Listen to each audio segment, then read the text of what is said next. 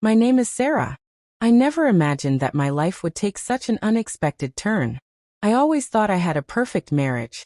My husband, Thomas, and I were high school sweethearts. We married young, had a house, a dog, and 2 kids. Everything was picture perfect. Or so I thought. The first cracks started appearing when Thomas became distant. He would work long hours, leave his phone unattended, and suddenly take business trips without consulting me first. At first, I brushed it off. Maybe he was just stressed with work.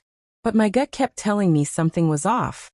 One night, while cleaning the house, I found a receipt in his coat pocket, an expensive hotel bill for a city we hadn't visited together. I thought about confronting him immediately but decided to hold back, fearing I might be overreacting. I didn't want to seem paranoid. But the nagging feeling in my chest wouldn't let me rest.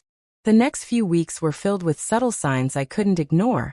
Mysterious late-night phone calls, his suspicious behavior around his phone, and the way he would always make excuses when I asked about his trips. Eventually, I started to dig deeper. One evening, while Thomas was taking a shower, I made a bold decision. I picked up his phone from the kitchen counter. His screen was unlocked. I started scrolling through his messages. I didn't want to believe it at first, but there it was, a series of texts from a woman I had never heard of, confirming my worst fears. They were having an affair. My heart sank. The woman, whose name was Emily, was sending him messages filled with sweet, intimate words. There were even photos of them together at the hotel. It was undeniable. They had been seeing each other for months. I felt like the ground beneath me had vanished. I had given everything to this marriage, and now I felt like a fool. But I wasn't going to let him get away with it. I was going to confront him, but not before I gathered proof, something irrefutable. I needed to be smart about this.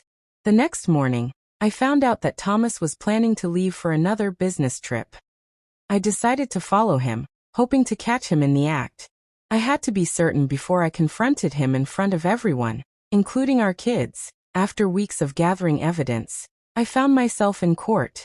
Thomas had been denying everything. He claimed the receipts, texts, and photos were fabricated or just misunderstandings. But I had something that he didn't count on: a video. A hidden camera I had set up during his last business trip caught the whole thing.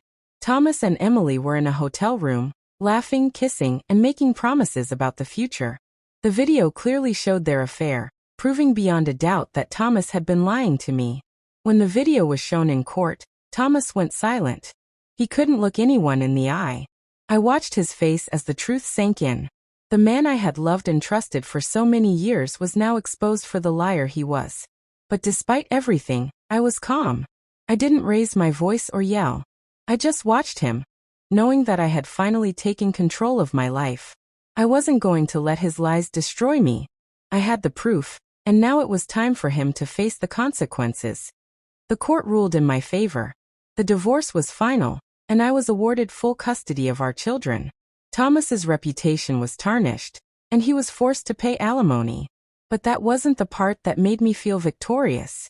The true victory came when I realized that I had found my own strength. Leaving Thomas wasn't easy. There were nights I cried and felt the weight of betrayal. But slowly I started to rebuild. I reconnected with old friends, focused on my career, and worked on becoming the person I was before I met him. I didn't need him to define me. I had always been strong, but now I understood just how much strength I had. As for Thomas, he's still with Emily. I'm not angry anymore. I've learned that sometimes the truth hurts, but it's the only way to heal. I learned to trust myself again, and never let anyone's lies control my life.